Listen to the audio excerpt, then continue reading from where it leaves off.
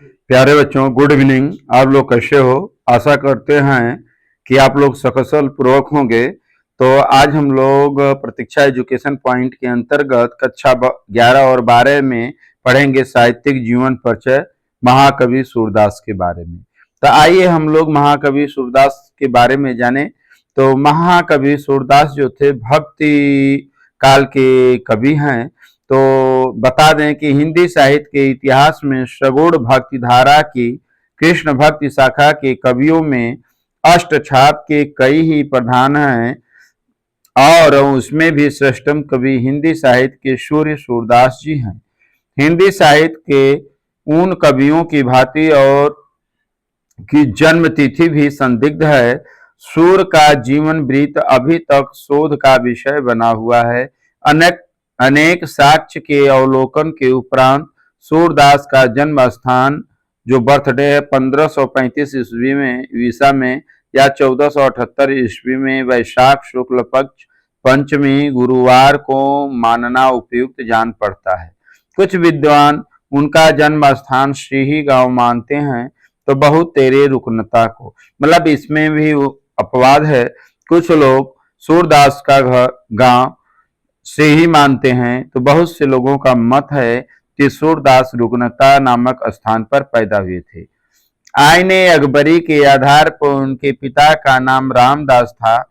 इनके जन्म एवं स्थान आदि के पद में एक साथ इस प्रकार समेटा जा सकता है। रामदास सूत सूरदास ने जन्म रुकनकता में पाया, गुरु वल्लभ उपदेश ग्रहण कर कृष्ण भक्ति सागर लहराया। इस कविता के माध्यम से लगता है कि सूरदास जी रुकनता गांव में पैदा हुए थे और रामदास के पुत्र थे और इनके गुरु का नाम गुरु वल्लभाचार्य है और यह कृष्ण भक्ति शाखा के कवि हैं। तो कहा जाता है कि सूरदास जन्मांध थे, अर्थात जन्म से अंधे थे।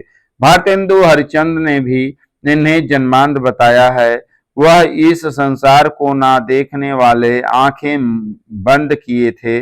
भगवत भक्ति की इच्छा से सूर अपने पिता की अनुमति प्राप्त कर यमुना के तट पर गौ घाट में रहने लगे। वृंदावन की तीर्थ यात्रा पर जाते हुए उनकी भेंट महाप्रभु वल्लभाचार्य से हुआ। तो मतलब कि सूरदास का भेंट महाप्रभु वल्लभाचार्य से हुआ, जिनसे सूरदास ने दीक्षा ली, शिक्षा ली। महाप्रभु इन्हें अपने साथ ले गए और गोवर्धन पर स्थापित मंदिर में अपने आराध्य श्रीनाथ जी की सेवा में कीर्तन करने को नियुक्त किया। सूर नित्य एक नए पद बनाकर और एक नए तारे पर गाकर भगवान की स्तुति करते थे। कहा जाता है कि इन्होंने 1.25 लाख पद रचे, जिनमें से लगभग 10,000 पद ही प्राप्त हुए हैं। सूरदास जी को अपने अंतिम समय का आभास हो गया था। एक दिन ये श्रीनाथ जी के मंदिर में आरती करके परसौली चले गए और वहीं पर संबत 1640 विक्रम अर्थात 1583 ईस्वी में इनकी जीवन लीला समाप्त हो गई।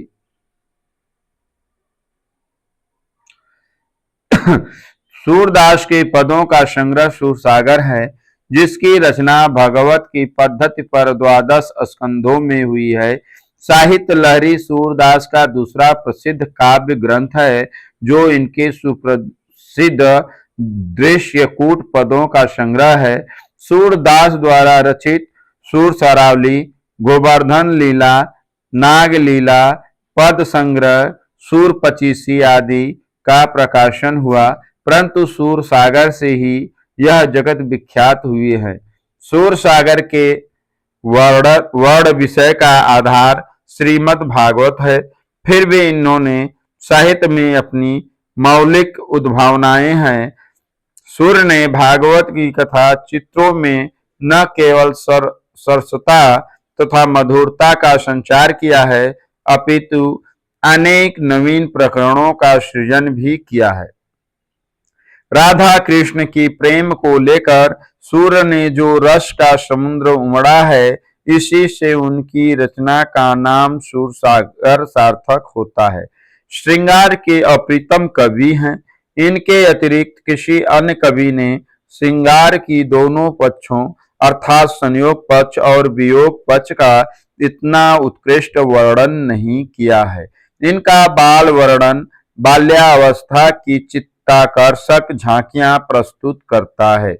इस प्रकार के पदों में उल्लास, उत्कंठा, चिंता, ईर्ष्या आदि भावों को जो अभिव्यक्ति हुई है वह बड़ी स्वाभाविक, मनोवैज्ञानिक तथा हृदयग्राही है। भ्रमर गीत अनूठी कल्पना है। इसमें उन्होंने ज्ञान और योग के आडंबर को दूर कर प्रेम और भक्ति के महत्व को प्रकाशित किया है। ब्रजभाषा सूरदास के हाथों में जिस सैष्टव के साथ ढली है वैसा सौंदर्य उसे बिरले ही कभी दे सके।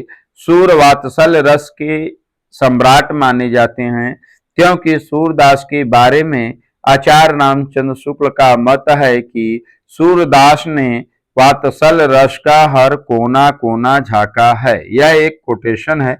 आचार्य रामचंद्र शुक्ल ने क्या कहा है कि सूरदास ने वात्सल रस का हर कोना कोना झांका है। इसके अतिरिक्त किसी अन्य कवि ने श्रृंगार के संयोग पक्ष तथा वियोग पक्ष दोनों का बड़ा ही मार्मिक एवं सहृदयी रचना की है। जन्म से लेकर किशोरावस्था तक कृष्ण का चरित्र चित्रण तो स्वर्ग को भी ईर्ष्यालु बनाने की क्षमता रखता है। बाल लीलाओं, गोचारण, वन से प्रत्यागमन, माखन चोरी आदि का अत्यंत मनोहारी चित्रण सूरदास के पदों में प्राप्त होता है। विरह सागर इनकी पदों में इस प्रकार उमड़ पड़ा है कि ज्ञान उस अतल में लापता हो गया है। उनके काव्य में उपमा, उत्प्रेक्षा, प्रतीक, व्यतिरेक, रूपक, दृष्टांत आदि अलंकारों का प्रचुर प्रयोग हुआ है। महाप्रभु वल्लभाचार्य के पुत्र गोस्वामी विठलनाथ ने 4 शिष्य अपने पिता के और 4 अपने शिष्यों को मिलाकर 8 बड़े भक्त कवियों का अष्टछाप बनाया था। सूर उन कवियों में अग्रणी हैं। वास्तव में कृष्ण भक्त कवियों में सूर की रचना श्रीमद् भागवत जैसा सम्मानित स्थान पाती रहेगी। शब्दों द्वारा अपने क्षेत्र नायक की मधुर मई मूर्ति को पाठकों ने नयनों के सम्मुख उपस्थित करने में सूर की सफलता अद्वितीय है। सूर ने तत्कालीन परिस्थितियों से खिन्न समाज का मन भगवान की हंसती खेलती लोक रंजन मूर्ति दिखाकर बहलाया और इस प्रकार आगे चलकर भगवान की लोक रक्षक स्वरूप की प्रतिष्ठा हेतु बड़ी ही अच्छी पृष्ठभूमि उपस्थित की। सूर भक्त कवि थे और उनकी भक्ति शाखा भाव की थी। इन्होंने अपने इष्ट देव के परम रमणीय रूप तथा लीला के वर्णन में जो कुछ कहा है उसके स्वाभाविकता, सरलता, तल्लीनता आदि इतनी बड़ी चढ़ी है कि हिंदी साहित्य में इस विषय में कोई भी कभी उनके समक्ष नहीं ठहरता है। इस प्रकार हम इस निष्कर्ष पर पहुंचते हैं कि भक्ति काल के 4 प्रमुख कवियों जैसे कबीरदास, सूरदास, तुलसीदास और जायसी में सूरदास अपना एक महत्वपूर्ण योगदान देते हुए एक महत्वपूर्ण स्थान रखते हैं तथा एक अनोखा छाप हिंदी साहित्य जगत में छोड़ते हैं। ब्रजभाषा में सूरदास की रचना सूरसागर एक प्रमुख स्थान और महत्व रखता है, जिससे कि सूरदास को एक विशेष स्थान प्राप्त होता है। सूरदास को ब्रजभाषा का सम्राट कहना अनयोक्ति नहीं होगा। तो आज के लिए केवल इतना ही प्यारे बच्चों। तो यह वीडियो कैसा लगा लाइक करना, शेयर करना और सब्सक्राइब करना न भूलें। धन्यवाद। Thank you so much nice.